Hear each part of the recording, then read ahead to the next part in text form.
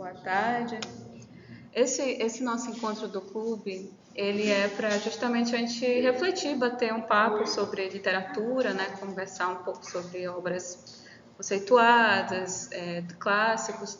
E o Franz Kafka está por aí, né? Que é um autor muito divulgado, estudado, mesmo que eu acho que você não tenha lido alguma coisa dele, mas pelo menos vocês devem ter ouvido falar alguma coisa do Kafka, né? E hoje a gente separou aí com a arte do Dalvino, fizemos esse banner que é a metamorfose, né, o tema aí. Então, né, vamos aqui ver um pouco sobre o Kafka. Eu separei 4 momentos para a gente discutir, tá? O primeiro falar um pouco sobre a obra, a ele, né? E depois a obra, a metamorfose e algumas reflexões que eu acho que vocês vão ter bastante. Não sei se leram, mas espero que tenham lido. Que é o primeiro ponto, né? O que é o Kafka, quem é o autor, não sei se vocês já ouviram falar dele, se já tem alguma noção do que é, mais ou menos, né? Ele nasceu em 3 de julho de 1883, em Praga, na época a capital do reino da Boêmia. Hoje é República Tcheca, né? Então ele é um tcheco, período do Austro-Húngaro. Ele foi em terceiro de 6 filhos de Hermann Kafka e Julie Lobo. Ele não teve uma boa amizade com a família dele, né? Uma boa relação, vamos dizer assim. Ambos eram de ascendência judaica, eles permaneciam na classe média, abastados de comerciantes, e o ciclo de Praga reunia com frequência para conversar, discutir, ler os escritos e comentar a leitura dos autores clássicos, né? Então, por exemplo, Flaubert, Dickens e Cervantes, eles tinham muito esse momento de encontro, né? E os companheiros de Kafka também eram judeus, né? E com ele escreviam em alemão e se identificavam com a cultura germânica. Ele teve algumas questões, né? Que eu acho que eu pulei 6 slides, mas vocês vão ver depois, né? E aí ele era considerado um profeta do espanto, porque as obras dele tinham um tratado, uma espécie de teatro do absurdo também, então os contextos que ele trazia nas obras eram muito assim, estranhas demais para o que era se normatizado nos estudos da literatura antigamente, né? Então aí ele teve toda uma questão, né? E ele parece que estava meio que adivinhando o que viria na guerra, né? Que toda essa questão da repercussão das guerras, né? Que inclusive a própria irmã dele participou, né? Desse processo de massacre, né? Dos judeus. E aí ele nasceu em Praga, no Império Austro-Húngaro, 3 de julho de 1883, né, como eu falei, a morte foi na Áustria, 3 de junho de 1924, a nacionalidade é tcheca, né, e a ocupação foi escritor e advogado. Eu passei ali mais adiante, estou no slide 6, né, aí em 1906 ele concluiu seus estudos universitários e prestou um ano de serviço obrigatório nos tribunais civis e criminais, onde desempenhou tarefas administrativas. Em seguida, entrou como estagiário em uma importante seguradora italiana e, finalmente, em 1908, conseguiu um emprego que teria pelo resto da vida em uma seguradora boêmia, chamada Associação de Seguros de Acidentes do Reino da Boêmia. O relacionamento de Kafka com o trabalho de escritório era ambíguo por um lado. Sempre foi muito bom investigar e avaliar lesões causadas por indenizações de trabalhadores industriais e subiu rapidamente na empresa. Além disso, o horário lhe dava algum tempo para dedicar ao trabalho literário. Entretanto, os assuntos burocráticos eram desagradáveis para ele e serviam para alimentar o termo imaginário de suas histórias, né? Então, a vivência de Kafka, alguns confundem, né? Dizem que ele escreveu as literaturas como se fosse para a vida dele, mas isso confunde muito as análises na hora da gente investigar, porque a biografia dele se confunde muito com o que ele escreveu literariamente, né? No fato de ficção desse pacto, né? Narrativo. E aí, por exemplo, esse emprego que ele teve, né, nessa seguradora, por ele lidar justamente com pessoas mutiladas, pessoas que passavam por vários processos de acidentes, perigos, né, e afins, ele começou também a fazer essa espécie de trabalho com os personagens dele, né, as personas, os personagens passaram por isso, e em Kafka, em Metamorfose, foi um deles, né, que ele se transformou em um breve dia, em um dia, né, que ele ia trabalhar, né, como caixeiro viajante, e aí aconteceu isso. E esse momento ele está muito está nesse limiar, né? Não quer dizer que seja a vida dele, né? Mas ele sempre traz isso à tona, esse trabalho que é uma espécie de até escravidão, mudando os comportamentos de toda a humanidade, né? Em 1911, o Kafka juntou-se a alguns parentes como investidor na primeira fábrica de amianto na cidade, uma iniciativa a qual ele dedicou o seu tempo livre, mas que depois começou a atrapalhar sua escrita. Kafka não sentia muito apreço por sua escrita, mas ele se sentia enormemente compreendido pela tarefa de escrever, então ele tinha essa tarefa. Ele se achava não um bom escritor, mas ele gostava de escrever para justamente expor, né, as suas angústias, né, esse mal-estar social, né, que ele sentia. E, por outro lado, em 1909 a 1912, ele fez várias viagens, né, posterior, visitou Riva, Paris, Itália, Weimar. E ele tinha um amigo que era Max Brod, que inclusive ele deixou um testamento para ele, né, que não era para ele publicar, era para ele queimar todos os trabalhos dele, mas ele acabou que não queimou e publicou mesmo assim, né? Então ele, se não fosse ele encontrar o testamento, né, não íamos ter essas obras, né? Principalmente o processo, porque é uma obra que ela foi feita em envelopes, em cartas, então muitas trechos foram compilados por ele, por Max, mas não se sabe exatamente se está exatamente como deveria estar na cabeça do autor, né? Então a gente não tem essa noção mais ou menos, aí entra em conflito totalmente às vezes os estudiosos, né? Alguns dizem que pode ser de um jeito, outros dizem que está correto, mas de qualquer forma foi publicado, né? E aí Kafka também conheceu esse seu primeiro amor Felice, né, Ivone, e aí em setembro do mesmo ano, um mês depois, ele começou a se corresponder com ela em uma correspondência frenética que continuou durante 5 anos de paixão até o rompimento definitivo, em 1917. E no final de 1912, ele escreveu seu conto A Condenação e dedicou a ela. Em 1914, estourou a Primeira Guerra Mundial. O marido de uma de suas irmãs foi convocado para combater. Ele então teve que assumir os negócios da família e teve que parar de escrever por um ano inteiro, durante o qual foi atormentado pela insônia. Em 1915, seu primeiro e mais famoso romance publicado, Metamorfose, né, foi publicado. Trata-se de um texto curto, cerca de 70 páginas, dependendo da edição, né? Tem edições, por exemplo, que saiu da Autofágica agora, ela, se não me engano, saiu com mais de 200 páginas, mas porque tem umas ilustrações do Lourenço Mutarelli, que ele traz um desenho muito rebuscado de não marcar que o inseto que ele diz lá no Metamorfose era uma barata, porque muita gente diz que podia ser uma barata. Muitos entendem que é uma barata, né? Mas pode ser uma outra coisa, mas que é um inseto, né? Sem ser uma barata. Aí ele desenhou esse outro, tipo, como se fosse um casulo, né? Em desenvolvimento com o homem, né? Então pode ser uma outra coisa que a não ser um inseto, né? Mas aí na qual narra a súbita transformação de Gregor Samsa, né, que é esse caixeiro viajante que vive com a sua família, um inseto gigantesco.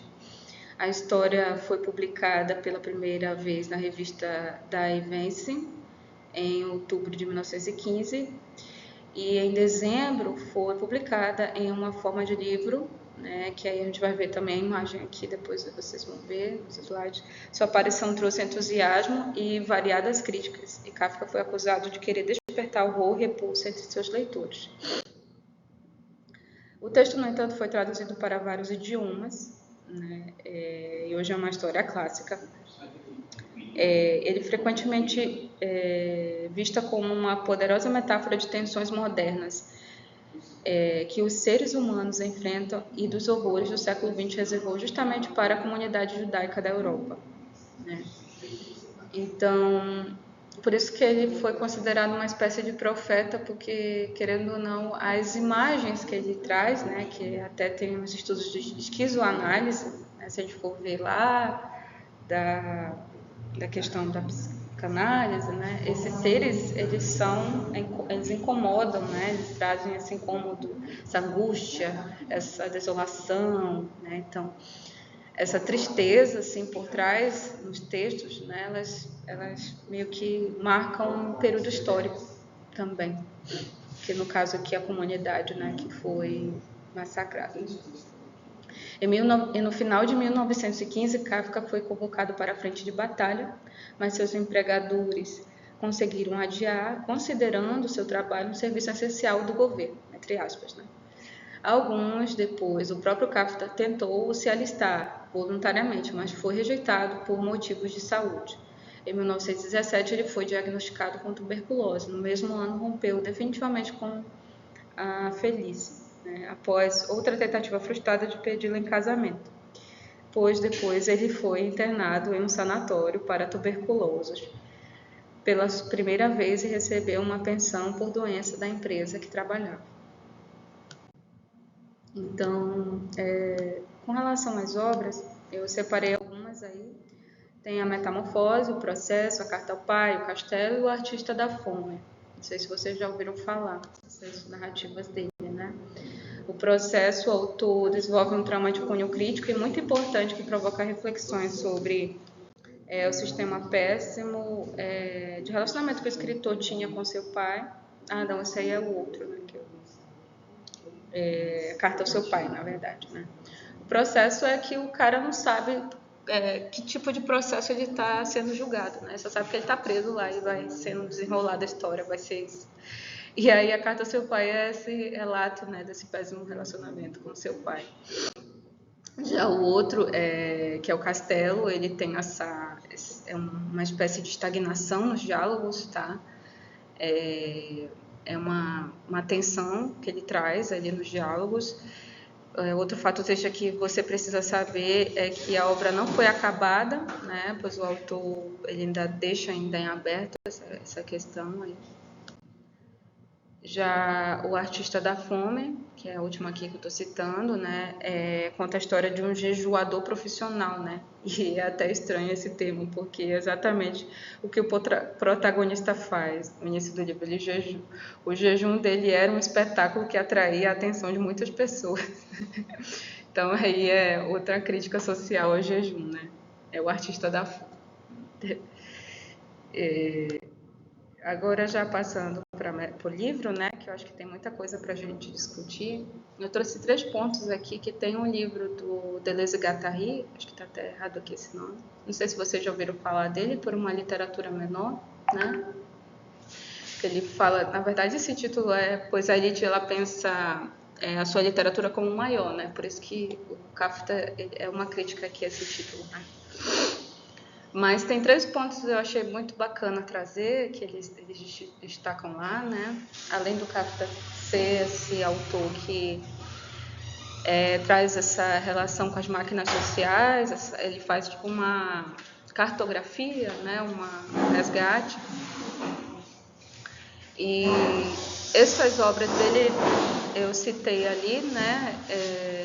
Mais adiante, que tem, por exemplo, a crítica, né, social, a relacionamentos familiares também, né? Então, essas ações que vocês vão ver na Metamorfose, por exemplo, como é que, né, as relações familiares elas estão sendo trabalhadas, né? E aí é quase uma espécie de microfascismos, né? Então começa desde aí essa visão dentro de nós, né? Desse fascismo, assim, como se fosse essa metamorfose, né? Dentro dos lares, vamos dizer assim. Então ele começa também trazer esse ponto aqui de reflexão. Aí eu vou ler 3 pontos nesse livro que eu achei muito legal, que aí depois vocês podem discutir e comentar, tá? Um deles é: não há motivo para distinguir os casos em que um animal é considerado em si próprio e aqueles em que há metamorfose. No animal, tudo é metamorfose, e esta é no mesmo. Por exemplo, no animal, né, que no caso Sansa, ele tá, tudo é uma metamorfose para ele ali, né? Então tudo está em dinâmica, né? O outro ponto é que a metamorfose é como a conjunção de duas desterritorializações. Essa palavra ela é muito forte também, né? Desterritorializações.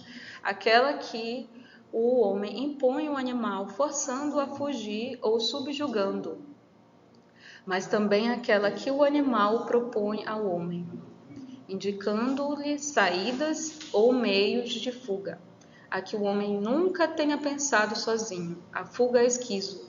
Cada uma das desterritorializações é imanente à outra, relança a outra e obriga a ultrapassar o limiar.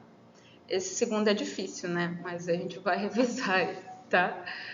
Essa parte aqui é que a metamorfose é como uma conjunção das duas desterritorializações, né?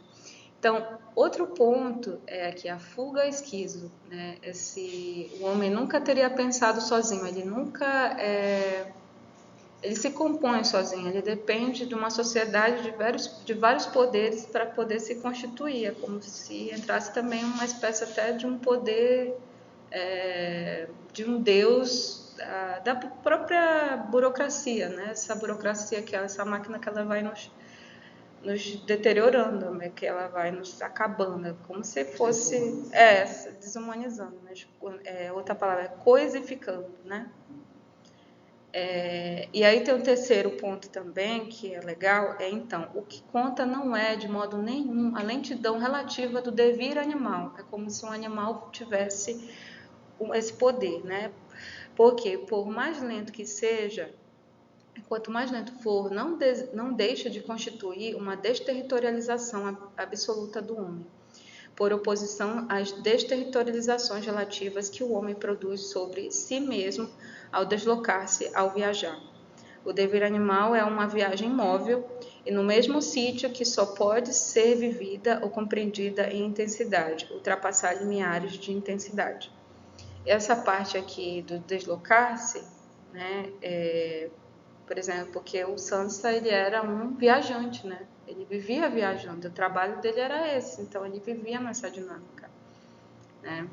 Só que aí ele teve que se reconfigurar, né? Teve que se reformular, se metafosear para um outro sentido, né? Meio que viver um casulo, voltar, né? Para o devir animal, que é o que muitas vezes a gente pensa que dá para fazer esse contraponto, né?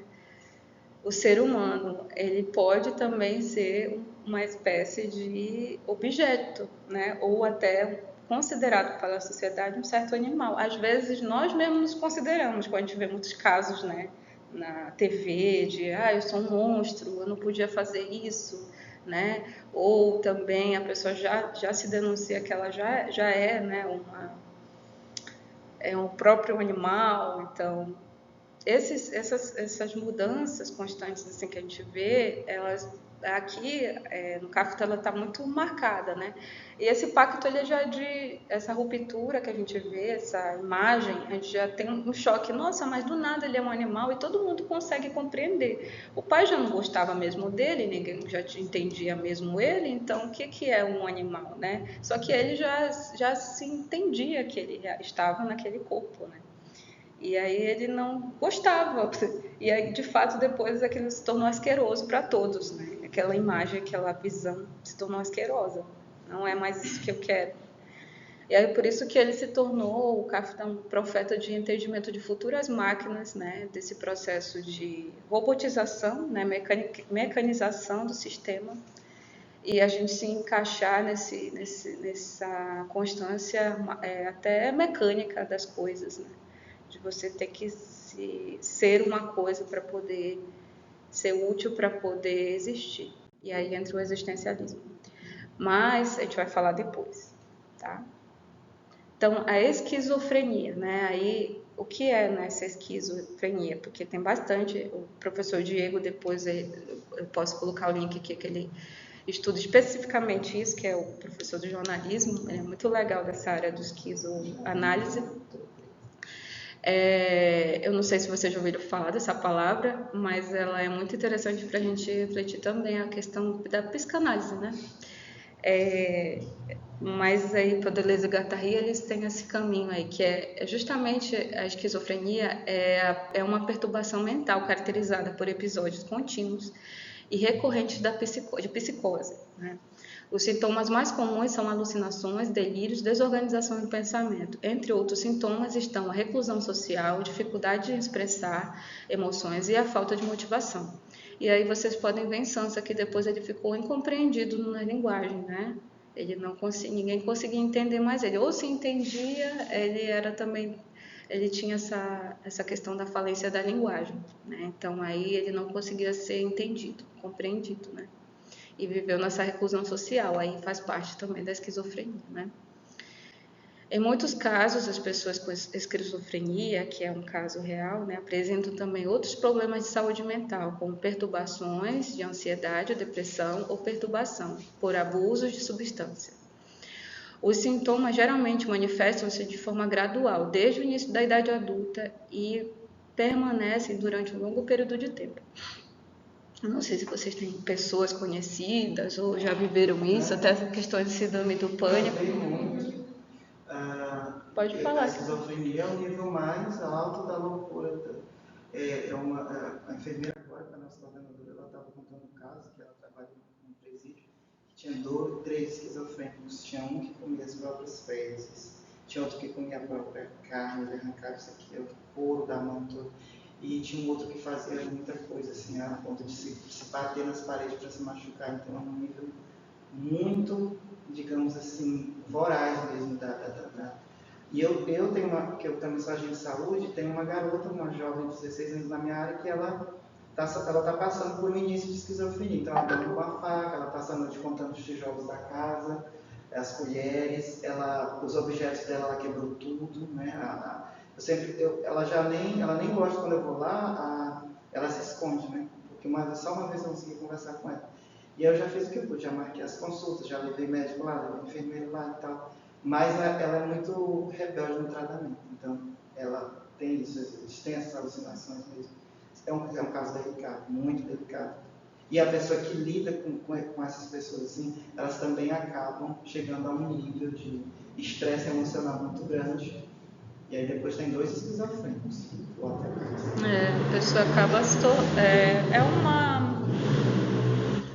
eu acho que é uma doença que também ela pode passar, assim, não é por sangue, mas a gente convivendo, a gente vai adquirindo, né? Lidando, a lida do dia a dia. Absorvendo. Acaba. E tem lá na Santa Rosa, a gente tem 2 casos de uma mãe de família que ela perdeu a sanidade total por causa do marido, que enlouqueceu os filhos e depois ela foi no último estágio, assim, ela ficava na rua rogando por Deus, aquela coisa toda, ela já tinha perdido toda a sanidade. E tem outro caso também de uma senhora que também chegou a caso de um filho. Tem casos assim, a gente fica muito triste quando vê pessoalmente. Eu nunca lidei assim porque não existe, não tem mais aqueles espaços manicômios, né, mas a gente tem contato pelo CAPS, os profissionais dão palestras e falam e tal. Claro que eles não falam a identidade de ninguém, mas eles contam os casos. Né? Tem por vários motivos, até que eles falam aquela questão quando a mulher não faz o resguardo da gestação. Tem uma moça, não sei se vocês já viram, uma que ela é negra, ela anda com uma sacola cheia de lixo ali pela Velha Marabá. A Alessandra, ela é lá da Santa Rosa. Então, ela foi um caso assim, que a mãe espancou a própria mãe, né? E ela não teve o resguardo e acabou perdeu. Só que ela não é agressiva, mas ela vive num mundo à parte, assim. É um caso curioso, né? Na verdade, são vários. São vários casos curiosos. E aí tem essa perspectiva de análise aqui também dessa literatura, né? Obrigada, Dalvina, aí, por lembrar esses casos aí para a gente refletir também. Lá nos slides eu coloquei a capa original, que foi em 1914, né? Aqui, em 1916, essa capa foi publicada, a primeira edição. E aí a gente vai agora para a narrativa, né? Não sei se vocês estão com ela por aí. Estranho esse som. Mesmo?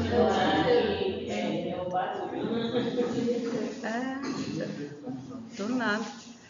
Tá, então aqui. Quando certa manhã Gregor Samsa acordou de seus sonhos intranquilos, encontrou-se em sua cama metafoseado num inseto monstruoso. Estava deitado sobre suas costas duras como couraça e, ao levantar um pouco da cabeça, viu seu ventre abaulado, marrom, dividiu por nervuras arqueadas, no topo de qual a coberta prestes a desfilar de vez.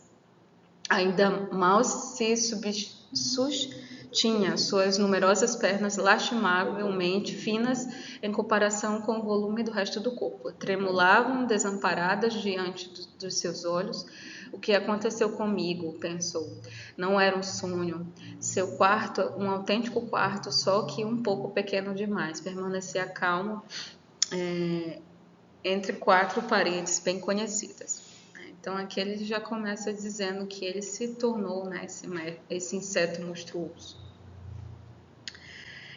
O que vocês pensam aqui nessa entrada aqui desse conto? Eu tive assim, quando eu imaginei, né, aqui entre essa ideia de transformação, eu já refleti logo aqui que parece que teve um impacto, né? Teve um susto aqui, mas será que quanto tempo vai começar? Quanto tempo vai terminar? Quando, né? Por que isso começou? Mas, de qualquer forma, o personagem ele já entra, né, parece que ele já está aceitando ali, né? O que ele é. Então já é uma aceitação que ele já é um inseto monstruoso. E aí isso é interessante. Mas esse inseto que ele era, professor, não era só um inseto psicológico, porque aí depois ele está fisicamente, ele passou do que é do emocional, porque eu sempre, quando eu li esse conto pela primeira vez, eu sempre vi ele como um provedor que após, aí a gente vê essa transformação como uma metáfora de uma doença que ele adquiriu, ele ficou aleijado, ele ficou qualquer coisa que não podia, o incapacitou de trabalhar e prover a grana para a família. Então eu vejo muito dessa forma. Isso acontece muito na nossa sociedade, com um membro da família que por algum motivo, né, é visto como um objeto, como a professora falou, um objeto que provém dinheiro. E aí quando você não pode mais prover aquele dinheiro, os familiares não gostam mais de você. É o que mais tem, né? E aí ou você fica um idoso, ou você fica acamado, tudo agora é inútil, agora é emprestado. Eu vejo muito por esse lado, foi uma interpretação minha, né? Que eu acho que ele ficou incapacitado de prover a família e começaram a ver ele de forma asquerosa, porque já não gostavam mesmo, a não ser a irmã talvez, né? Que tinha uma certa afinidade, mas até a mãe aí é um pouco pai também, porque eu acho que a irmã é a que mais gosta dele, a Gretchen, a mais se preocupa até certo ponto, mas ainda assim ela o acha também nojento, asqueroso. Ela teme ele também. Uhum. Lembre-se que o Kafka ele era judeu, né? Ele tinha essa coisa. Já tinha essa monstruosidade. E ele leu Freud também, né? Ele tinha. Então aí ele já tinha esse contato com os teóricos, né? Com a vivência ali da situação. Ele gostava de trazer esse humor, né? Meio que até humor, o pessoal fala humor negro, né? Mas é estranho esse humor negro aí. Eu já vi, pensando até o final, pensando outras coisas que ele é uma aranha, quando ele vai pro teto, ele andando. Mas ele é o quê? Eu pensei, será que ele virou uma lesma? Na verdade, ele está usando todas as construções que causam algum tipo de asco no ser humano que proveniente dos insetos, né? Por exemplo, quando ele fala das pernas, aí não é a lesma, mas ele sobe na parede, só que tem besouros que também sobem, por isso que eu acho que a aracnofobia dela não ficou ativada. Ele coloca um monstruoso que, pra mim,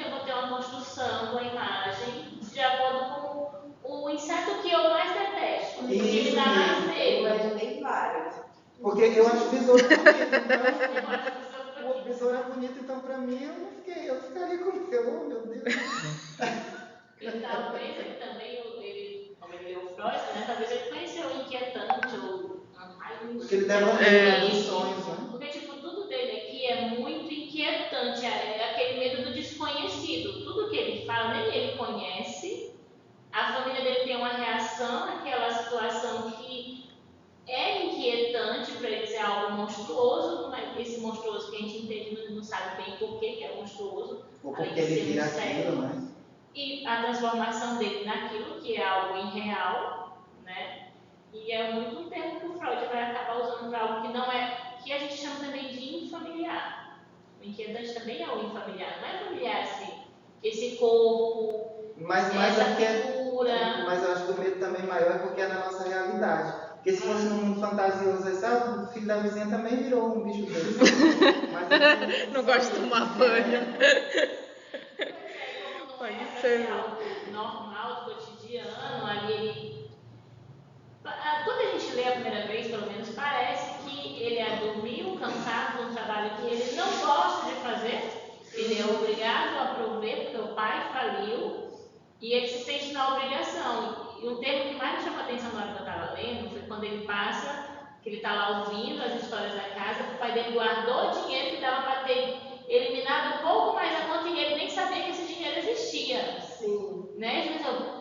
porque nem ele administrava o dinheiro dele, Não, na porque ele não verdade. deitava o dinheiro, ele não ficava com o dinheiro. Então, Ele estava sendo explorado. estava sendo explorado. Ele era um objeto, Ele então. era um objeto, se tu analisar direitinho. E quando ele perde, ele se torna aquele algo monstruoso, até a irmã, em certo momento, pronto, já não quero mais, pode matar, porque ele não serve mais para nada, ele já não comia, não serve mais nada. E aí tem a empregada que serve para Da empregada. Tem uma família burguesa que faliu, e aí eu tenho que alguém tem que prover, aí a pessoa tá falindo, mas tem uma empregada. Umas coisas que a gente não consegue entender, né? Joias aí tinha que andar de tal jeito, aí Eles queriam manter a aparência importava muito, e só ele tá se lascando. Sendo é um caixeiro viajante, como se fosse assim, porque é como se ele estivesse fazendo trabalho subalterno. E aí, ele, na hora que ele narra assim, e se o médico, como que vai ser se o médico vê? Aí abrir, a cena mais engraçada dele tentando abrir a porta, porque ele não quer falar. E na cabeça dele ele fala tudo. Mas ninguém Todo mundo entendia. tá entendendo aí não, ele tá com a voz de um animal, ele tá fazendo chacota da gente e tal.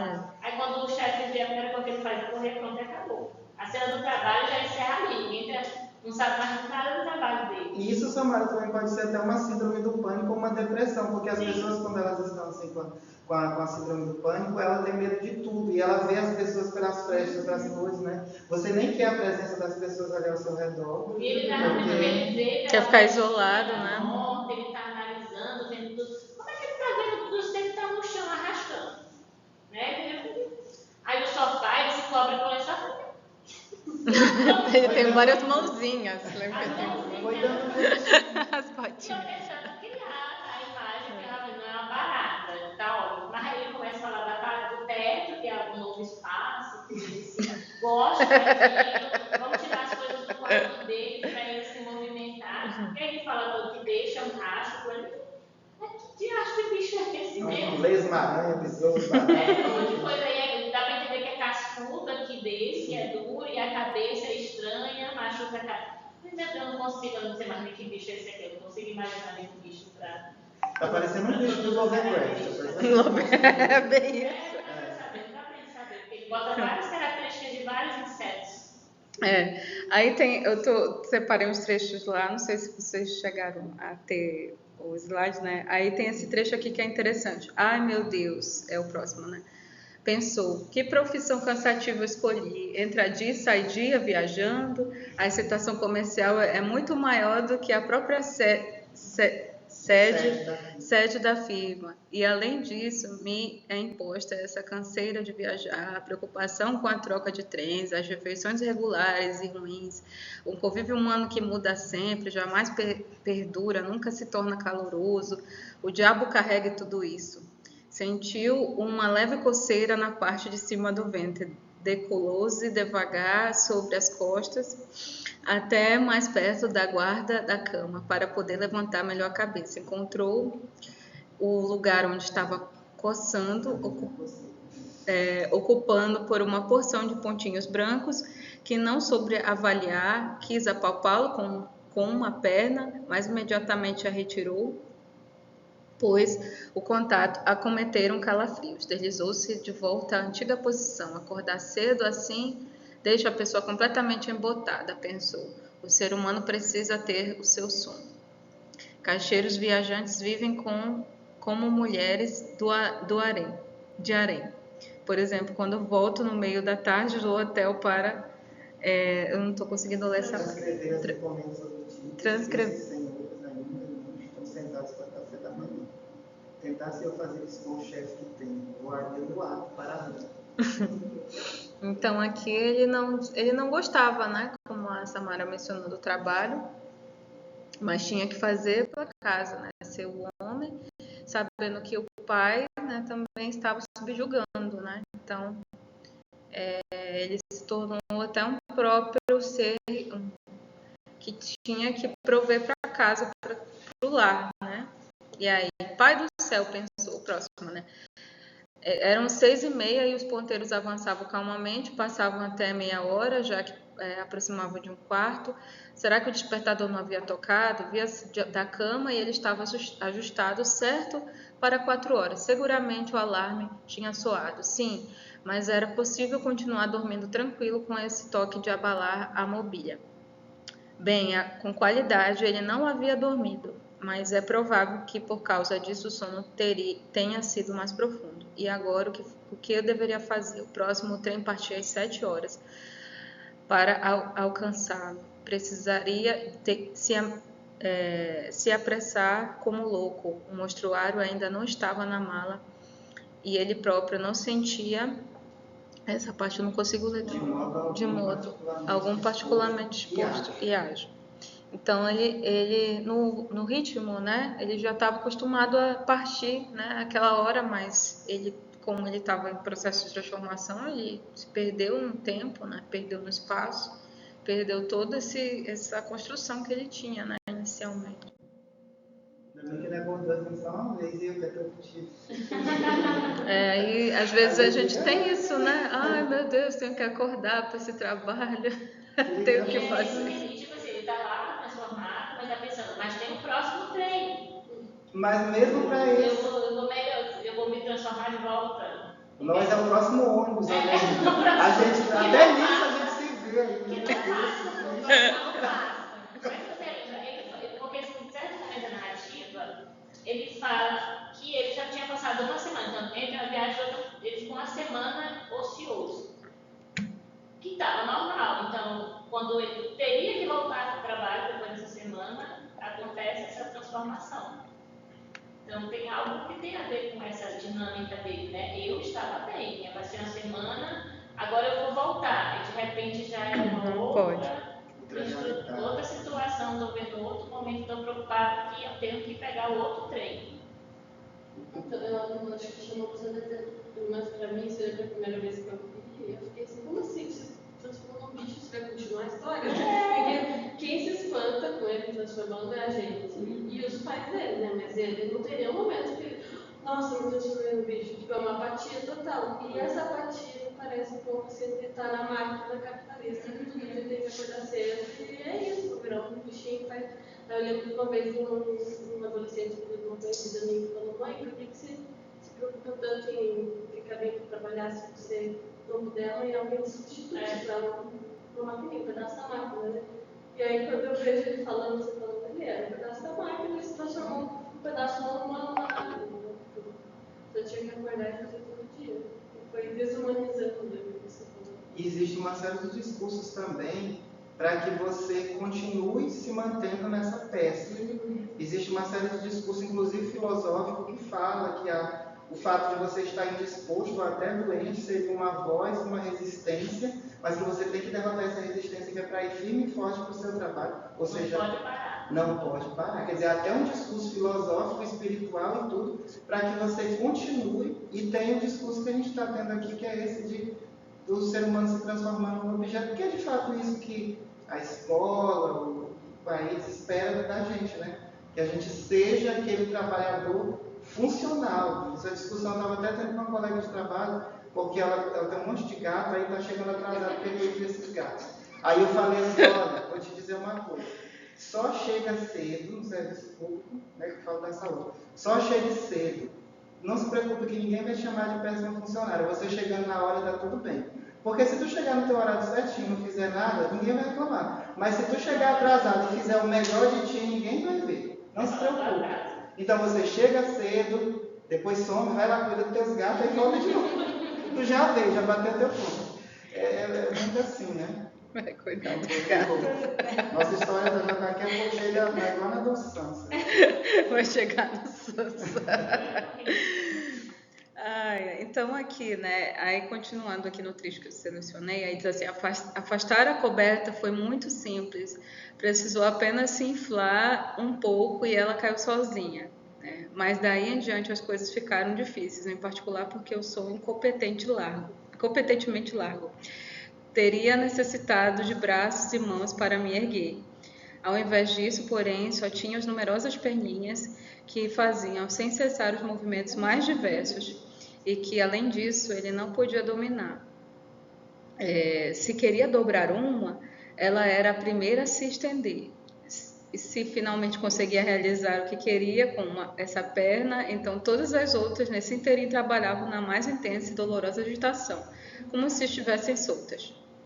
Então, essa descrição aqui, ela lembra até um pouco do Lovecraft, talvez passada, que a gente leu, porque ajuda a gente a imaginar, né? Trazer essa imaginação. E é bom para a gente, leitor, tentar descobrir, desvendar que bicho foi esse, né? Que inseto foi esse, porque é bom deixar essa incógnita também, esse lado que não é previsto 100%, que tipo de bicho é esse, porque de fato cada um é único, né? Então, de fato, cada um é um bicho diferente na máquina, né? Vamos dizer assim, cada um de nós lida com as dinâmicas sociais do sistema capitalista de uma forma diversa, né? Não é uma mesma coisa sempre, porque a gente tem as emoções, tem as nossas ações, os nossos desejos, as nossas, né, intuições, então cada um vai ter um jeito de lidar com esse sistema, né? Monstruoso até, né? Quer falar? É engraçado que ele se vê como se transformando num certo. A família vê mais a diarista que vai trabalhar depois, não tem medo dele. Ela é até malvada. Porque é um bicho tão monstruoso, um inseto monstruoso, e ela vende ele porque, tipo assim, ela pensou que eu ia atacar ela vai me dar uma cadeirada. E pronto, ele fica lá e ela não se importa. Ela não tem relação familiar. Por que pra ela não é monstruoso, não é assustador, não tem o que correr dele? Aí a gente já volta lá. Será que ela já trabalhou em outras casas? Outros homens insetos? E ela também faz parte da máquina, mas E ela faz também. Ah, sim. Pode ser mesmo, ela pode ter trabalhado. Outras pessoas com a mesma aparência. E os que moram na casa, tipo, não querem morar, né? Às vezes alugam lá no final. E eles veem ele se arrastando, que só bota a cabeça pra fora. E aí ninguém quer mais, porque aí é quando tem o desfecho, né? Tem lá no final. E eu fiquei assim, mas por que a mulher vai lá e fala, ó, já deu um jeito? E Ela fosse a exterminadora. Exterminadora. Exterminadora. Porque aí tem o outro, que é outra parte que é legal, que eu separei alguns pontos aqui para a gente pensar. Por que Gregor estava condenado a servir numa firma em que a mínima omissão se levantava logo a máxima suspeita? Será que todos os funcionários eram, sem exceção, vagabundos? Não havia, pois, entre eles nenhum homem leal e dedicado que, embora deixando de aproveitar algumas horas da manhã em prol da firma, tenha ficado louco de remorso e literalmente impossibilitado de abandonar a cama. Não bastava realmente mandar um aprendiz ir perguntar se havia necessidade desse interrogatório. Porque lembre que o chefe dele vai atrás, né, para saber o que aconteceu. Você, tipo, uma hora de atrás o chefe já foi atrás dele. Que é isso? Aí ele diz assim, mas senhor gerente, exclamou Gregor fora de si, esquecendo o mais na excitação. Eu abro já no instante, um ligeiro mal-estar, né? Um acesso de tontura impediram-me de levantar. Ainda estou deitado na cama, mas agora me sinto novamente bem disposto. Já estou saindo da cama, só um instantezinho de paciência. As coisas ainda não vão tão bem como eu pensava. Já estou bem, como é o que a coisa assim pode acontecer no homem. Ainda ontem à noite estava tudo bem comigo, meus pais sabem disso, ou melhor, já ontem à noite eu tive um pequeno prenúncio. Eles deviam ter notado isso em mim, porque eu não comuniquei a firma.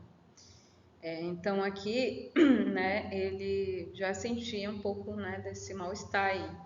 E ele tentou driblar o gerente dele lá, dizendo que ele estava se sentindo mal e tal, né? E aí tem um próximo slide aqui que ele diz assim: era uma voz de animal, disse o gerente, uma voz sensivelmente mais baixa comparada com os gritos da mãe. Ana, Ana, chamou o pai, batendo as mãos através da antessala para a cozinha. Vá buscar já um serralheiro. Eles foram lá para querer abrir a porta, né? Seu lado esquerdo parecia uma única e longa cicatriz, desagradavelmente esticada, e ele precisava literalmente mancar sobre 2 fileiras de perna. Uma perninha, aliás, tinha sido gravemente ferida no curso dos acontecimentos da manhã. Ele quase um milagre. O fato é de que só uma fora lesada e se arrastava sem vida atrás das outras. Então as perninhas ainda estavam se debatendo, né? Mas custou-lhe grande esforço de autodomínio para permanecer sobre o canapé, mesmo pelo breve tempo em que a irmã esteve no quarto, né? Aqui é a questão da irmã, né? O que vocês acham da irmã? Que ela começou a atendê-lo, né? Ter uma espécie de atenção maior com ele, né? E aí depois ela começou a ter uma outra perspectiva, né? De todo mundo começou a trabalhar, o pai começou a trabalhar, a mãe também, E é e uma ela passagem também. que o personagem não consegue compreender. Porque, tipo, dá para entender que se passaram anos e ele fica na dúvida. Será que já passou o Natal? Como se Que ele ele tivesse ia um almoçar. Alzheimer. É como se, tipo assim, ele tem ideia, a irmã era nova, aí ela trabalha, a mãe está trabalhando também, o pai volta a trabalhar no banco, aí alugam a casa, e quando ele vai falando, dá essa sensação de que ainda continua poucos dias. Aí vão acontecendo esses fatos, aí ele mesmo, mas será que já passou o Natal? Ele nem percebe Daquele mais o ano, tempo passar. né? Ele não sabe se passou o Natal. E depois eu pensei, mas realmente quanto tempo passou? Porque não dá para entender quanto tempo passou, né? Do primeiro acontecimento, de E o fato. Kafka foca mais nas consequências dele como essa criatura, mas ele não dá para nós assim, como foi a passagem de tempo e o desenvolvimento dos outros, né? Dos outros personagens. Só um pouco da irmã, porque aí eu acho que vem aquela coisa da própria irmã do Kafka mesmo, que ele tinha uma admiração por ela. E talvez pelo fato deles terem crescido juntos, eles tinham eles tinham uma irmandade mesmo, né? Tinham um carinho. E aí ela ficou cuidando dele até o ponto que ela também suportou. E depois que ela também é vista como uma nova, como é que eu digo? A nova monitora da parte financeira da família. Aí depois, quando ele tem o desfecho do Gregor, a gente vê que ele já vê ela com os olhos é ela agora que vai... Você lembra que ela é uma artista, né? Ela é violonista. Pode falar. Isso é uma história. Uhum. É uma história, eu não sei, um livro. Estou pegando agora. Tá conseguindo acompanhar? Sim. Tá bom. É bem diferente, né? Pois é. Tem um meme aí, um rapaz aí, na televisão, assim, rede social. Ele faz as perguntas e vai me inventando perguntas, outra pergunta não tem nada a ver, uma coisa com outra. Eu estava socializando assim, Ah, tá, entendi. Pois é, porque é um conto, e aí como eles leram, né, acompanharam antes, aí a gente está questionando alguns pontos assim para alinhar, né? Entendeu? Porque a gente está fazendo as perguntas baseadas no que a professora destacou. Por exemplo. Mas a tradução dela é praticamente igual a essa daí. Que a gente tinha conseguido aqui, É porque ela selecionou, por exemplo, passa vários parágrafos aí, e esse daí não está selecionado. Ah, tá selecionado. Que ele não conseguiu baixar o slide no celular dele. engraçado. Eu acho que não tem um programa. Deve ser. Aí eu tô pegando aqui com o dela, que o meu também é outro do mesmo jeito. Tá. A Carol disse que comentou lá no acho que Eu não tô conseguindo acompanhar também lá. Mas tô mostrando. Pode ler aí o Mas comentário. eu não tô no Meet, ela mandou essa mensagem no WhatsApp. Pra avisar que ela comentou. Ah, foi, tá. Podem falar quem tá online aí, Se você quiser ela em quadrinho, eu te passo. Tem aqui que aí. não se acanhe. Podem abrir o microfone e falar, interromper aqui, tá? Quem tá online aí. Tem um quadrinho, né? Tem Mas dois. aí dá pra saber o que é o inseto ou não? Não, assim, não, porque até na quadrinização ele deixa ele um pouco com a cabeça de ser humano, meio deformada, e o corpo de inseto, mas pelo que se dá lá no quadrinho, ele Tem esse tenta mangá também. Ele tenta transformar. Já chegou a ver esse num mangá? besouro. Depois Não, tu eu vi a Eu capa. acho, inclusive, que se tivesse um inseto no quadrinho, ia estragar a história. Também tem Porque isso. aí a focalização ia mudar toda. A gente nossa acha- focalização é ele, o fato de que a gente não sabe que também tem. Também tem isso, é verdade. Aí se for mostrar o fato do Dorian Gray na história, você fica, como assim? Não é pra mostrar. Não é pra mostrar. Só que lá, porque dentro dessa história a gente tem muitas camadas de interpretação. Então, como eles mostram, não mostram um inseto completo, né? Eles mostram uma pessoa, um inseto humanoide, mas eu acho que esse quadrinho da Conrad, que não é esse daí, ele tem o mesmo peso dramático da história. Inclusive, quando eu vi o quadrinho pela primeira vez, eu chorei, fiquei emocionado. Porque passa aquela tristeza, angústia dele, a gente fica com uma caridade tão grande, porque sabe que tem um desfecho dele que é bem trágico e tal, e trágico pelo tipo desprezo da própria família. Aí a gente pode até colocar o homossexual aqui no meio também, porque não nesse contexto, mas no contexto do isolamento, mas no contexto do desprezo familiar. Porque, poxa, se o cara não tem o apoio da família, ele vai recorrer a quem, né? Pode ter quem ele possa recorrer, mas a família sempre eles falam que é a base. Eu não estou falando de família tradicional, né? Mas aquelas pessoas que estão ao seu lado e tal. Geralmente o adolescente, e até o adulto também às vezes, em muitos casos, quando ele está com um problema, ele vai recorrer a um amigo para conversar sobre o problema dele. Mas aí o seu amigo chega para você e te dá uma patada. Aí o teu mundo caiu, né? É isso que é interessante aqui da irmã, lá voltando para ela, né? Que ela era uma artista, né? Ele tinha uma intenção de investir no sucesso dela, de investir na arte que ela fazia como violonista, né? Só que ele se frustrou, né? Ao mesmo tempo, porque logo já fazendo um encaminhamento para os finais, né? Que aqui ele sempre queria o melhor para ela, né? Desde mesmo ele lá trabalhando, enfim, sendo frustrado no serviço, mas ele queria ao máximo ajudar ela, né? E aqui ela também deu atenção para ele, porque já que ela sabia que ele ia ajudar ela, meio que era uma moeda de troca, né? Uma moeda de troca, assim. Então vamos ver até que ponto aí depois, como ela viu que ela estava já no limite dela, assim, ela perdeu a maior humanidade de que a arte podia dar, né? Que é justamente no final das contas, já que ele foi o único monstro que foi tocado pela música, né, que ela tocou no final, né? Apesar de ele ter o corpo daquele jeito, ele foi o único que abraçou, né, a música que ela estava tocando no violino.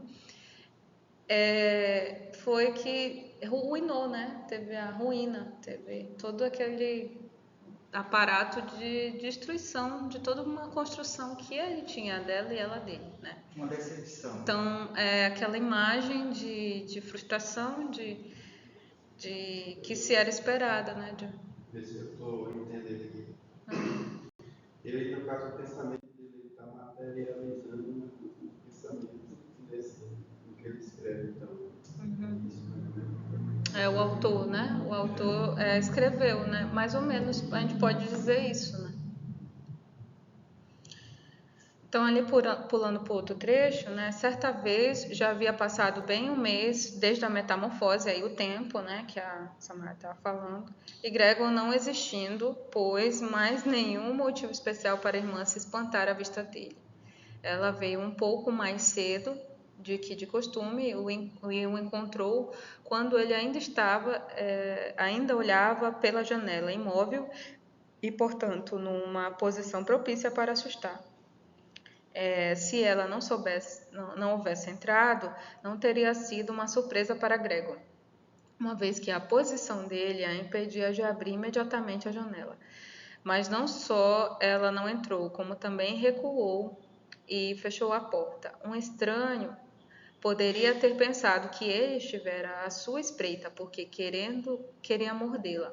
Naturalmente, ele se escondeu logo debaixo do sofá, mas teve de esperar até o meio-dia antes que a irmã voltasse, e ela parecia muito mais inquieta do que de hábito. Por aí, Gregor reconheceu que a visão dele continuava sendo insuportável para ela, e assim haveria de permanecer, e que seguramente ela precisava, não consigo enxergar aqui, nesse cantinho, fazer um grande esforço para não sair correndo à vista, mesmo da pequena.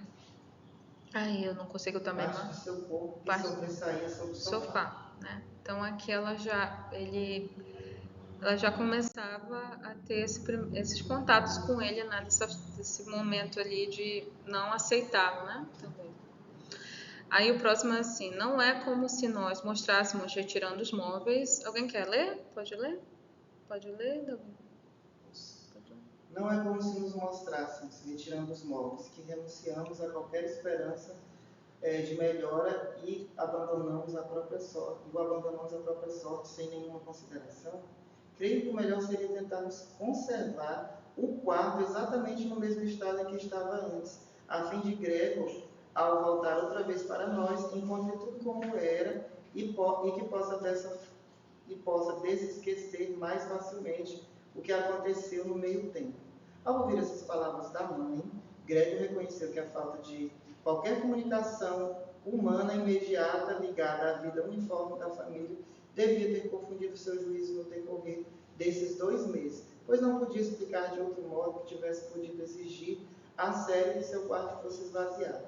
Tinha realmente vontade de mandar que seu quarto, confortavelmente instalado com móveis herdados, se transformasse numa toca em que pudesse então certamente se arrastar, imperturbado em todas as direções, ao preço ponto do esquecimento simultâneo, rápido e total do seu passado humano? E as perguntas deles são enormes, né? A gente perde até o fundo da pergunta. Aí quando chega lá, quando opa, é uma pergunta. Meu Deus. E essa foi a primeira vez que a mãe dele viu ele, né, transformado. Ela nem viu todo ainda, foi só a cabeça.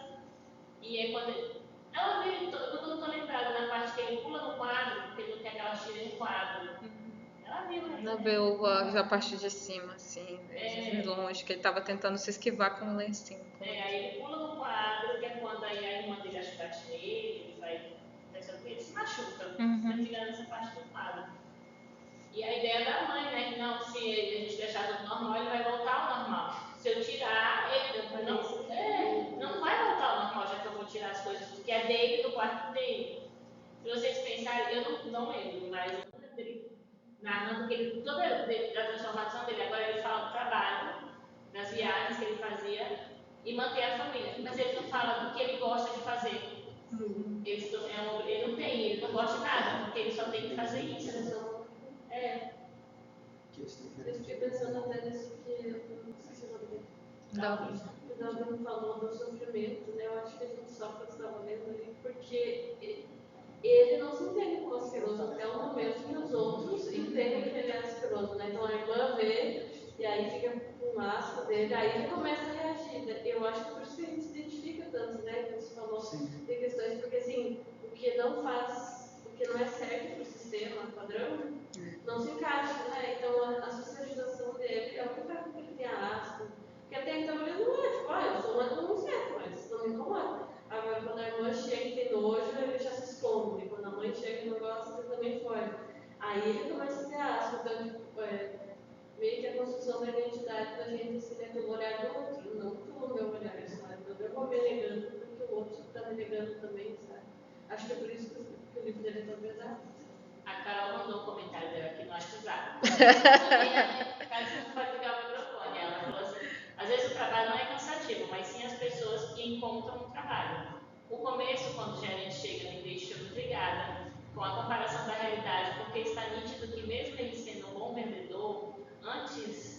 associar uma mão à consciência na hora de ser entendido como uma doença, sendo que ele tinha que mostrar a doença para ter esse consentimento e o afastamento daquelas horas.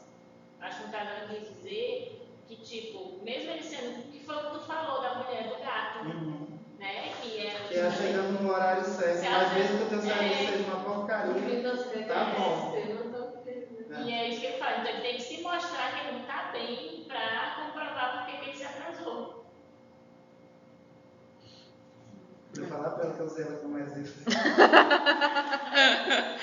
Ela vai te procurar, né? Ela é bem exótica, assim, aí ela. É bem exótica. Eu falei pra ela, sabe, eu pensei que ela era mais estranha aqui, mas eu agora me sinto bem apresentada. Tá certo aí. Aí, continuando ali, né? O grave ferimento de Grego, que o fez sofrer mais de um mês, a maçã ficou alojada na carne com uma recordação visível, já que ninguém ousou removê-la. Parecia ter lembrado ao pai que Grego, a despeito de sua atual figura triste e repulsiva, era um membro da família que não podia ser tratado como inimigo, mas diante do qual o mandamento dever familiar o devinha. Impunha engolir a repugnância e suportar e nada mais. Então aqui começa a parte que foi a guerra, né, de lidar com ele, né?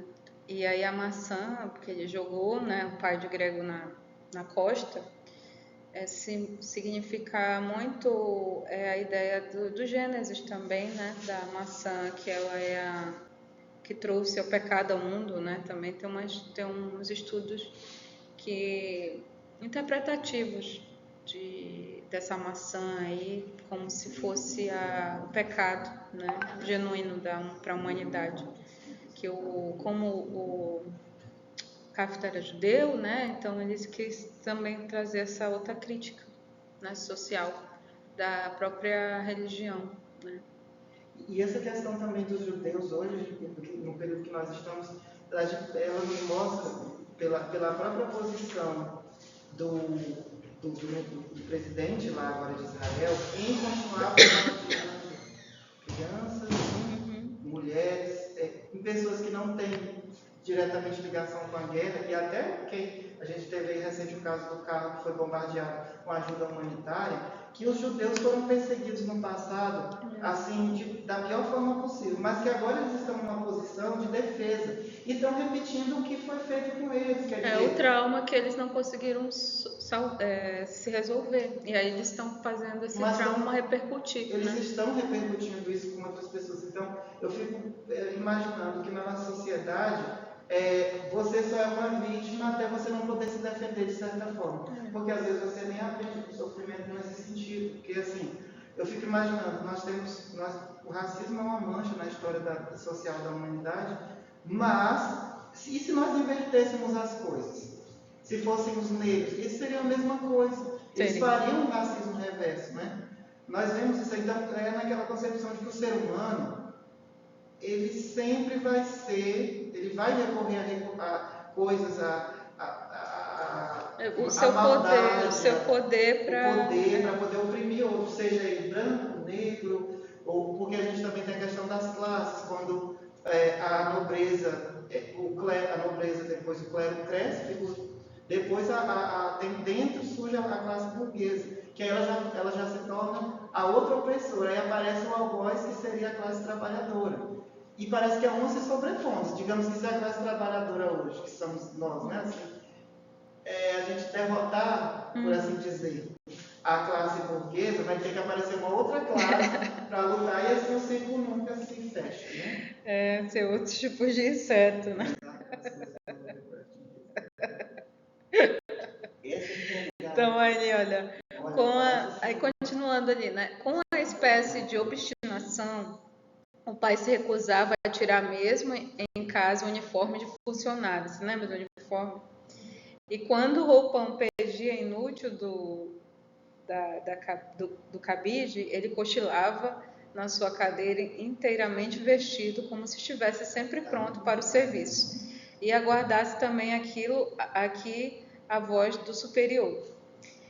Em vista disso, o uniforme, que desde o início não era novo, perdeu o anseio, apesar de todo o cuidado da mãe e a irmã, e frequentemente Grego olhava durante serões inteiros para aquela roupa coberta de mancha e lustrosa, dos seus botões dourados sempre polidos com o qual o velho dormia, de jeito extremamente incômodo, mas apesar disso tranquilo. Então, o uniforme aqui no pai, né, é um sinal também dessa autoridade, mas do trabalhador, né? Aquela ideia de você sempre estar pronto, né, para o serviço, de você sempre estar mesmo sujo ou fazer o trabalho de qualquer jeito, né, mesmo estando ali, mas você tem que estar pronto para qualquer chamada. Olha aqui, Samara, ele fala nesse trecho aqui que a senhora colocou, da faxineira. Pois agora havia faxineira, essa velha viúva que na sua longa vida devia ter suportado as piores coisas com a ajuda de uma forte construção óssea, não tinha propriamente repulsa por grego. Ou seja, ela era brava. Ela tinha dentro de, acho que de hospício. Forte construção óssea, né? Tudo, a mulher era brava. Então ela não tinha medo de inseto nenhum. No mangá ele faz uma coisa bem legal, quem fez essa adaptação. Antes começa realmente na mesma cena do livro, e aí ele vai para umas lembranças. Aí tem um momento que ele está convivendo com outras pessoas no trabalho e chamam ele para beber. Aí ele fala que não pode ir porque tem que acordar cedo. Aí ele, no pensamento dele, que vida boa de vocês, diferente de mim, que preciso de dinheiro. Acha mesmo que eu estaria me matando de trabalhar nesse emprego se não fosse a dívida do meu pai? Se não tivesse uma família para sustentar? Aí passa mais algumas páginas, tem uma moça de interesse amoroso com ele. Que aí chama ele para largar tudo, né, para ir morar com ele. E ele se zanga, que ele fala assim, e você vem me dizer com essa tranquilidade para largar tudo? Né? Tipo assim, ele nem se vê casado, porque ela pergunta o que faz aqui. Porque ele estava vivendo para os outros, né? Ele estava vivendo a vida dos outros. Aí ela fala assim, ele fala para ela, eu gosto de você, Milena, amo você, mas agora não posso. Tenho minha família. Aí ela pergunta, o que é família para você, velho? Aí ela vai embora, deixa ele. E aí ele vai, ele fica com a É mais biográfico aí, então, né? É um pouco mais adaptado. E esse pedaço aqui é tudo de uma lembrança que a gente não tem um ponto. A pessoa adaptou, colocou personagens a mais, situações que não acontecem. Eu acho que esse livro dele sempre vai ser revisitado justamente por isso, porque tem muita coisa que a gente vê. Se não é você, é o seu vizinho. Se não é o seu vizinho, é sempre tem alguém próximo a você que passa por isso aí, sabe? Coisa, meu Deus. Aí, você consegue ler essa parte final aí, que aqui tá no começo, ela... Isso, ela Pode ler. tinha forte construção óssea, não tinha propriamente recurso por grego. Sem que fosse de algum modo curiosa, uma vez ela havia aberto casualmente a porta do quarto de Gregor e à vista dele, que tomado de total surpresa, embora ninguém o percebesse, começou a correr de lá para cá. Ficou parada, admirada, com as mãos cruzadas no colo.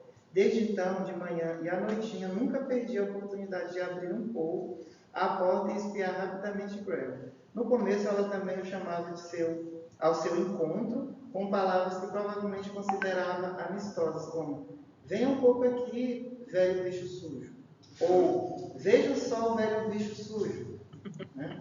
Ela estava tratando ele como um animal de estimação, só que um animal de estimação maltratado. Agora eu já tenho faculdade, né? Inteligente ele aqui, ó. Mas acho que aqui nós todos já passamos por... Não é porque a gente já vem do contexto de guerra. De gravação. Contexto de guerra. De certa forma. Tem um livro falando de visitar agora esse texto, tem um livro do Coetzee, aquele sul-africano, que é Vida e Época de Michael K. E aí o K é o personagem, Michael K, mas chamou ele de K. Na vida, todo o romance ele é chamado de K, é da década de 80 esse livro. E o K nasceu muito feio, porque você falou bicho de estimação, bicho velho, asqueroso. Aí ele nasceu muito feio, diz que nem a mãe dele amava ele, achava ele bonito. Então a vida inteira ele é tratado assim, e aí vai passando, ele é abandonado, e tem uma época do livro que ele cava um buraco no chão e vive naquele buraco de terra, e aí diz que com o tempo ele virou mais um bicho do que um ser humano, porque o tipo de vida que ele foi levando, né? Ele não socializava. A diferença lá é que aqui a gente tem um personagem que se animaliza Toma um e se cafezinho. vê os olhos dos Pode outros tomar. também. E lá Gente, o pode cara, tomar café à vontade, não chega. lá o cara, ele vai se animalizando, mas ele vai se tirando da sociedade, sabe? Então, assim, com o tempo, todo mundo enxerga ele de longe. Chique esse Que copo. é isso, né? Daí as pessoas se envolverem na guerra civil, pra servir e tudo. Toda vez que ele se aproxima das pessoas, ele se sente mais animal, porque ele é menos humano, entende? Mas isso daí que você está falando também é de uma história. Bom, eu vi uma reportagem de um senhor que vivia em uma cabana e ele tinha medo de mulheres, acredita? E aí nisso ele não chegava perto, mas tinha as pessoas da aldeia que jogavam comida lá dentro da casa. E ele vivia num buraco também. Ele cavou um buraco, só que tinha casa por cima, né? Uma cabanazinha. Aí eu já lembrei, não, está muito parecido. Quando a Será gente que ele acha se que inspirou, né? não sei, se Talvez. foi da década de 1983, eu acho. Esse senhor já era bem E o velho. personagem K, dá pra ver que é bem tem a ver com a desumanização do caso todo revisitar. É muito assim, você vai, de repente você pensa, eu conheço esse cara de algum lugar. Aí você lembra que ele tem muito a ver com o Gregor Samsa, só que eu não conheço. E tem essa coisa de que ele não se encaixa. Tem uma imagem muito forte que é alguém diz pra ele alguém fala pra ele, K, você é como um bicho. Como é que é aquele bicho que parece é bicho palmão, na verdade, que nasceu de alguma forma no chão concreto. Você não se encaixa em outro lugar, ele nem Gregor Samsa, ele não serve para o sistema, virou animal. Eu acho bem forte, né? É bem forte, né? Eu acho que os guardas têm como. É preciso, aí continuando aqui, é preciso que isso vá para fora, exclamou a irmã de Gregor, que nessa hora aqui que ela já se esgota, né, as forças de ver ele, né? É o único meio, pai. Você simplesmente precisa se livrar do pensamento de que é Gregor. Nossa verdadeira infelicidade é termos acreditado nisso até agora. Mas como é que pode ser Gregor? Se fosse Gregor, ele teria há muito tempo compreendido que o convívio dos seres humanos com um bicho assim não é possível e teria ido embora voluntariamente. Quer dizer, ela já estava perdendo as imagens que ele era o próprio Gregor, né? Pode continuar, mas... E onde parou? Nesse caso não teríamos o meu irmão, mas poderíamos continuar vivendo e honrar a sua memória. Mas como está, esse bicho nos persegue, expulsa os inquilinos, que eles estavam começando agora a alugar para os inquilinos, né? Tiraram tudo lá do quarto e deixaram tudo no quarto do Gregor, tudo enfornado. Ele ficou um pouco atordoado e era muito pequeno o espaço para ele, mas ele conseguia assim viver ali. É no slide 35. Assim, essa criatura nos persegue e afugenta nossos hóspedes. É evidente que a casa toda só para ele. Pode continuar. Certamente ocupará o apartamento e todos nós fazendo pernoitar na rua. Assim esta criatura nos persegue e afugenta nossos hóspedes. É evidente que a casa toda só para ele por sua vontade, iríamos todos dormir na rua. Veja, pai, gritou de repente. Ele já começou de novo. Pensou o grego consigo mesmo e olhou ao redor na escuridão. Logo descobriu que não podia absolutamente mais se mexer. Não se admirou com esse fato. Pareceu-lhe antes pouco natural que, até agora, sentia-se... Até agora tivesse conseguido se movimentar com aquelas perninhas finas. No restante, sentia-se relativamente confortável. Na realidade, tinha dores no corpo todo, mas para ele era como se elas fossem ficar cada vez mais fracas e finalmente desaparecer por completo. A maçã apodrecida nas suas costas e a região inflamada em volta, inteiramente cobertas por uma poeira mole, quase não o incomodava. Recordava-se da família com emoção e amor. Sua opinião de que precisava desaparecer era, se possível, ainda mais decidida que a da irmã. Permaneceu nesse estado de meditação vazia e pacífica até que o relógio da torre bateu a 3ª hora da manhã. Ele ainda vivenciou o início do clarear geral do dia, lá do lado de fora da janela. Depois, sem intervenção da sua vontade, a cabeça afundou completamente e das suas ventas fluiu fraco o último fôlego. É muito triste essa parte. Essa parte é muito forte. Eu fico lembrando também, com a leitura desse conto, dos idosos, que aqui no Brasil isso não é comum, mas nesses países, Suíça, Suécia, nesses países da Alemanha mesmo, que eu vejo muitos relatos de pessoas que moram lá, e o Valdo tem uma tia que mora, né? E ele fala que eles não chamam, eles não pedem aquele negócio da bênção, tudo bem esse negócio do tio, né? Pra ser abençoado. Não chamam nem tio. Por exemplo, a Sueli, minha tia, não chama ela tia, só é Sueli. Então esse vínculo de uma figura, até meio paterna, materna, que às vezes os tios criam seus sobrinhos também, isso desaparece. Então os idosos, eles são levados para lá, para os asilos, muito cedo, para as casas de repouso. Então, quando o idoso tem que... Isso deve ser uma coisa muito dolorosa. Se ele ainda tiver com as capacidades mentais dele, né, ainda bem, os objetos dele ele não tem mais, tudo que era dele, é uma desumanização do idoso. Então, ele vai ficar no asilo e ele também vê, digamos, aquele membro, a família dele indo embora. É como se fosse a morte em vida para um idoso que vai ter que ficar numa casa de repouso. E às vezes, sabe lá Deus se vai ver algum familiar, porque a pessoa diz, nós vamos visitar, mas nem sempre vai. Né? Então, isso no Brasil, a gente ainda tem uma coisa muito cultural de cuidar dos pais na velhice e tal. Mas em muitos países mais desenvolvidos, isso não existe mais. É casa de repouso, asilo, né? E pronto, isso é muito triste, né? Porque você não vai mais morar num lugar que teoricamente te pertence, você não vai mais ter suas coisas, teus familiares e nada. Aí, quando eu li esse trecho, eu fiquei com os olhos cheios de lágrimas, porque a gente lembra. Obrigado. Olha, gente,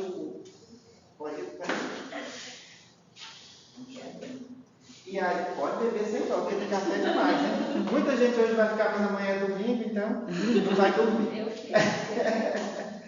E aí, quando eu li esse trecho, ele me trouxe um sentimento de tanta tristeza, tanto quanto quando eu li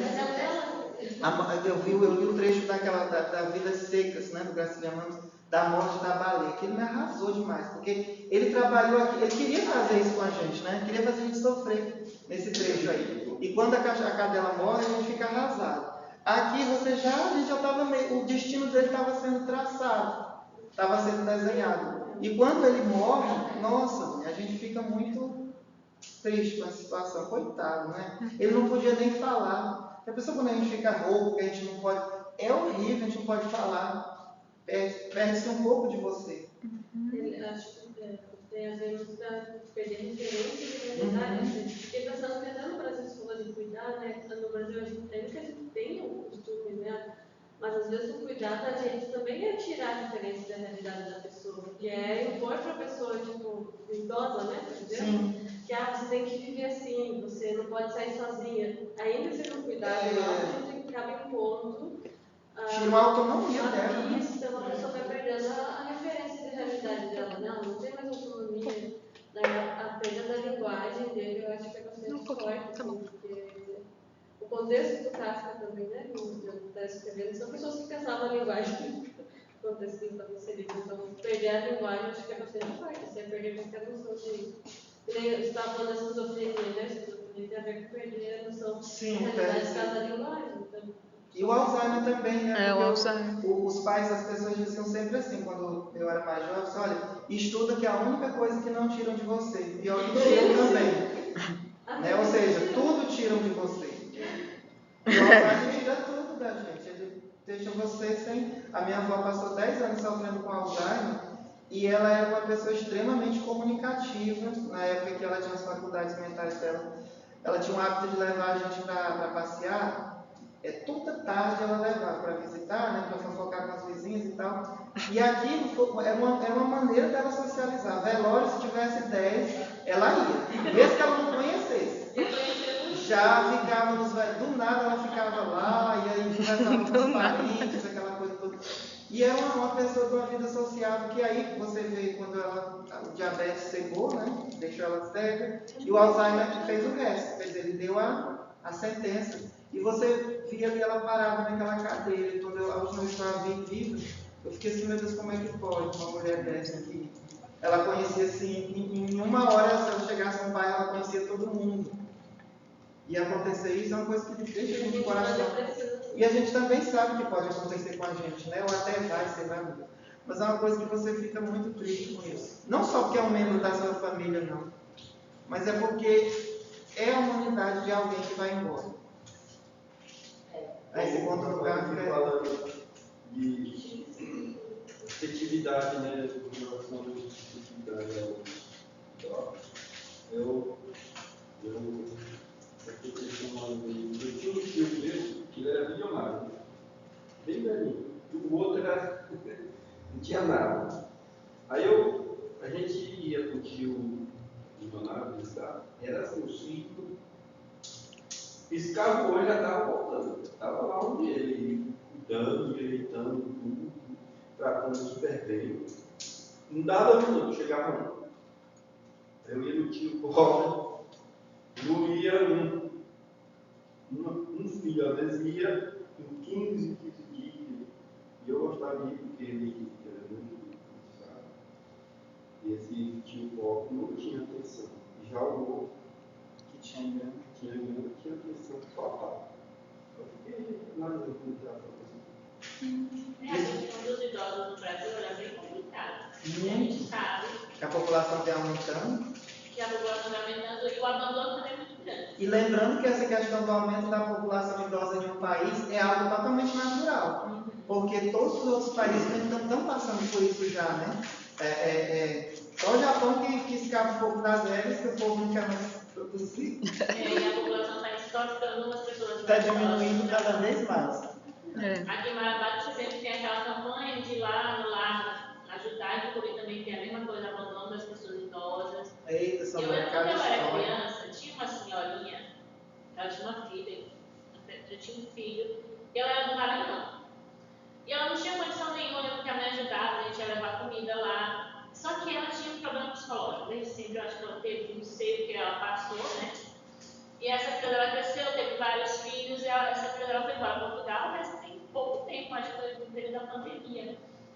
E a senhora morreu esse dia e ela estava tipo abandonada, porque a filha foi embora, deixou a mãe com os netos abandonaram a senhora, porque ela não era muito normal, ninguém queria ficar com ela. Não, é difícil. E tipo, é como se ela fosse quase uma indigente. Como no caso do Sans. E tipo assim, eu fiquei mãe, a maturidade da minha mãe, na questão de ter filho, né, que vai, como se ela não sabe, olha aí. É isso que eu digo. O nome dela, acho que ela era Enedina, eu acho que o nome dela, eu sempre chamava ela de velha Dedina. E aí, tipo, quando ela saiu a notícia da morte, colocaram nas redes sociais, eu falei, mãe, será, viu? E aí o meu irmão foi ver onde era tipo velado lá na casa de idosos, mas tipo assim, como se ela fosse uma pessoa que não tinha ninguém. Meu Deus. Só soube da notícia. E ela já estava bem idosa, porque eu lembro dela idosa, então eu era criança quando ela já era idosa. Ela estava bem velhinha mesmo, não lembrava mais nada. E todo mundo que ela cuidou, que ela fez tudo para cuidar, abandonou ela. Meu Deus. Deus. Ela criou um neto, meu Deus, ela que criou, simplesmente abandonaram, todo mundo abandonou ela. Deus. Isso é uma coisa que às vezes as pessoas antigamente se diziam muito, você tem que ter filho porque vai cuidar depois. Só que aí eu fui falar isso. A educação, né? Educação. Mas uma das colegas de trabalho achou ruim. Ela disse, quer dizer que você vai ter filho dando essa carga pro seu filho? Eu falei assim, não é isso que eu quero dizer, mas pelo menos ela vai ter agradecimento e tal. Aí ela, não, você não pode ter filho colocando essa responsabilidade nas costas dele. Infelizmente é verdade. E tem gente que tem muitos filhos, mas vive abandonado. E outros que não tem nenhum. A gente não pode confiar 100% nos filhos, porque a gente não sabe a natureza deles, né? Ninguém sabe o rumo que a vida deles vai tomar. Né? Por mais que você eduque. É uma tentativa só. Porque não há educação perfeita mesmo. Não tem, né? E dá pra entender como se ele fosse velho, se vocês pensarem assim. Ele tem o quarto dele e os objetos dele aí quando Menina, ele não fala isso que eu lembrei foi disso. Pessoal, vamos sair da casa, que a casa, quem tinha inventado essa casa era ele. Agora a gente vai para um lugar melhor. Agora a gente E os precisa móveis dele. herdados, que era do uma memória afetiva. Não, A memória afetiva das Agora coisas. a gente vai embora, porque se for e termina, nossa, tá muito bem, vamos fazer uma viagem já pensando em casar, filha, porque o futuro do burguês era arrumar um marido rico para a filha dele. Sim. É, tem isso e mesmo. daí iam colocar os móveis do coitado tudo no Mercado Livre para vender. Mercado Livre. Não, estamos nos livrando de tudo que aquela pessoa Agora quem achou, o que é mais interessante, né? A senhora da limpeza, né? Que achou, venho ver só uma coisa, empacotou, né? E ele está empacotado ela de uma. declarou como se fosse um mérito. Tipo, vim matar. Aí é que depois os três deixaram juntos o apartamento, coisa que não faziam havia meses, né? E foram de bonde elétrico para o ar livre no subúrbio da cidade. O bonde que ficaram sentados sozinhos, estavam totalmente iluminados pelo sol cálido, encostados com conforto nos seus bancos, conversaram sobre as perspectivas do futuro, descobrindo que, examinadas de perto, elas não eram de modo alguma más, pois os três tinham empregos muito vantajosos e particularmente promissores, sobre os quais, na verdade, nunca tinham feito perguntas pormenorizadas um ao outro. É claro que a grande melhora imediata da situação viria facilmente da mudança de casa, né, que é o que a Samara falou. Eles agora queriam um apartamento menor e mais barato, mas ainda bem, situado, sobretudo mais prático do que o atual, do que o escolhido por Gregor, né? Porque toda a casa já lembrava ele, né? Como eles não queriam. Gente, isso é muito, muito real, assim, né? Isso é muito. Apagar tudo que ele. Não serve mais pra gente, então. Para a gente encerrar, né? Aqui tem uns pontos. A gente já fez vários debates, várias reflexões, mas eu trouxe aqui vários, né? Tem a questão de relações de trabalho, né? A coisificação do ser humano, a literatura do absurdo, os personagens alienadas e vivendo na condição péssima e sem futuro para a humanidade. Eles não têm um futuro assim. Aqui eles planejam, né? Mas eles não, do jeito como eles são, de fato, talvez não tenham nem futuro, né? Tem um existencialismo, né? Qual o peso da liberdade? Como é que é visto, né? Essa liberdade de você existir, né? A questão da essência e da existência, como é que ela é debatida nesse ângulo, né? Se a gente for perceber. E tem um outro aqui, o outro ponto, que é a vida parece não ter saída, né? Porque ele não tinha saída. E aí ficar preso no quarto, não tem saída. Às vezes a vida deixa isso, um labirinto, né? Porque ele está ali nesse labirinto dentro da casa, sendo o próprio monstro ali a ser destruído, né? A depressão, a invalidez, a doença, a velhice como metáfora ali, né? Comparando com o inseto. O corpo insólito, inexplicável estilo sensorial, porque ele tinha que tem um estilo sensorial da música, né? Que ele ouviu na música e isso tocou a alma, né? Os excessos. Isso se o monstro tiver uma alma, né? Mas que na verdade é o próprio sentido do corpo, né? Da parte, mesmo que você seja um inseto ou qualquer outro animal, você vai sentir algo, né? E aí a dificuldade da linguagem, que é isso que a Amanda mencionou, que é o silêncio, a depreciação da mensagem. Esse silêncio aqui nos sufoca, nos mata, né? Também, de certo aspecto, nos deixa esse argumento aí, né?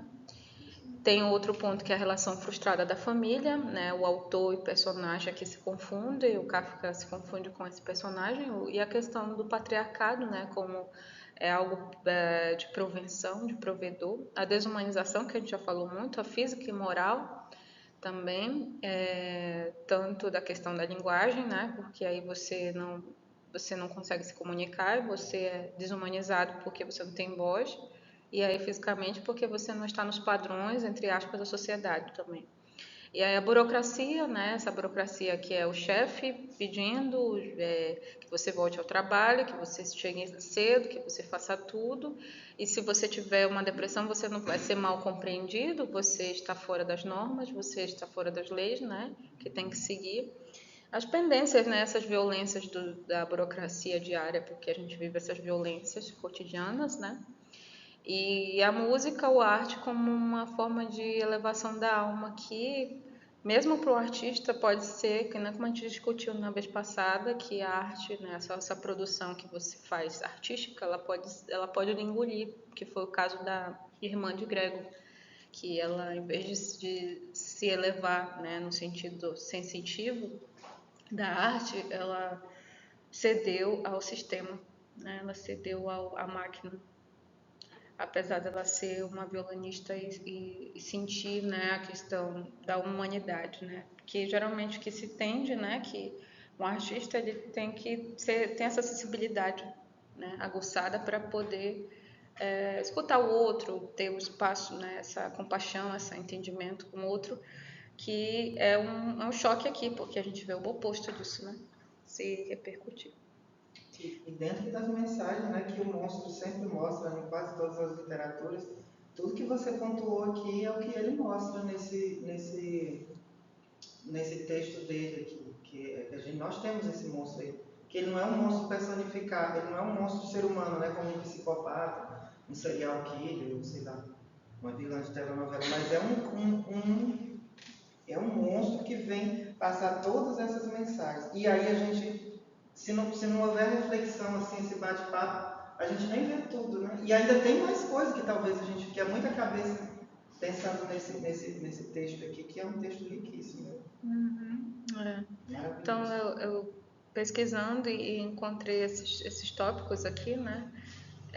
Mas tem mais coisa, como tu mencionou, né? E dá vários panos para manga, né? Aqui para analisar, por exemplo, só relações de trabalho, né? Só a questão da coisificação do ser humano também, a literatura do absurdo e insólita, né? Que dá outra análise, só o existencialismo também dá outra análise, a questão da vida, né? E as questões psicológicas, né? Psicose, da esquizoanálise, né? Aqui também é outra visão de análise, questão fantástica, né? Porque aqui já é um contrato com o fantástico automático, né? Que é um choque também para quem vai ler, porque aí as demais pessoas não se questionam, né? Você já entra no próprio pacto mesmo, mergulhado, né? E a questão da linguagem também, que é muito forte, porque você não sente que você está sendo ouvido, né? Ali, pela visão pelo Sansa, né? Você se põe no lugar dele, né? Como imaginar. Às vezes a gente fala e aí não tem voz, não tem voz. E é porque parece que você fala distorcido, né? Sente às vezes que você está sendo, às vezes mas eu não sou, ninguém me entende nessa casa, né? Como se fosse assim, né? É o Sansa. Ele é um monstro bom que ninguém escuta. Tem Pra isso. mim ficou a impressão de que talvez ele, sabe aquela questão de que ele nasceu em uma família que, como se ele tivesse uma dívida, por exemplo, ele tem uma dívida que ele tem que cumprir e pagar, e a partir do momento que ele não consegue mais pagar com essa dívida, ele é invalidado. A utilidade, né? Ou também como ele talvez, e ele tinha que ter nascido nessa família mesmo, talvez, para ensinar alguma coisa, que provavelmente eles não, ou seja, não foi uma missão, ele fracassou na missão. Ou porque teve essa situação toda e a família não aprendeu ainda. Ou eu me lembro muito de casos que tem bastante. É repetido bastante, né? Em casos de família que tem 10, 15 filhos. Ah, por que eu tenho muitos filhos? Porque eu quero que vocês trabalhem, vão trabalhar na roça, vão trabalhar, porque eu quero ter filho para vocês trabalharem, não quero ter filho para cuidar, não. É mais ou menos isso aqui, né? Então, Para ser provedor, né? Porque tem esse outro estilo de educação. Eu acho que antigamente quase tudo era assim também. Né? Tem. As pessoas tinham muito. Essa ideia de ter filhos para não cuidar também também. também tem isso aí. Que é pesado. É É por isso que a verdade. gente tem que mensurar bem, né? Será que o amor pelo filho, a gente está criando grandes expectativas em cima dele? É. Nesse sentido de cuidar de mim, eu vou cuidar para depois eu cobrar dele lá, né? Então tem toda essa questão do É que é ego. aquele caso de você esperar que o filho vá cuidar você na velhice. Você não tem certeza, né? E nem pode obrigar. E nem pode obrigar. Segundo a estatística aí, que diz que o casal tem que ter no mínimo 4 filhos. É para garantir a aposentadoria dos dois. Gente, obrigada por tudo. A gente se vê na próxima.